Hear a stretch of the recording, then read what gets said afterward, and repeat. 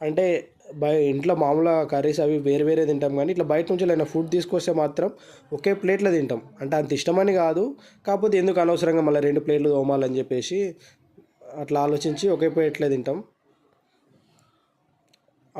Enjoy చేస్తాం ఆ food తినేటప్పుడు. ముచ్చట పెట్టుకుంటా నైట్ ఆ టైంలో పిల్లలు పడుకుంటారు. పిల్లలు సపరేట్ వాళ్ళకు అట్లని మేము తినేసి వాళ్ళకి ఉంచమని కాదు, వాళ్ళకి సపరేట్ ఉంటుంది ఫుడ్. వాళ్ళకి ముందే ప్లాన్ చేస్తాం ఏమైనా.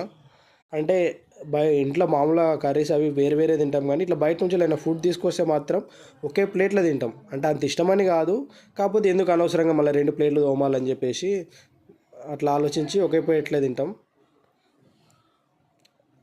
ఎంజాయ్ చేస్తాం ఆ ఫుడ్ తినేటప్పుడు.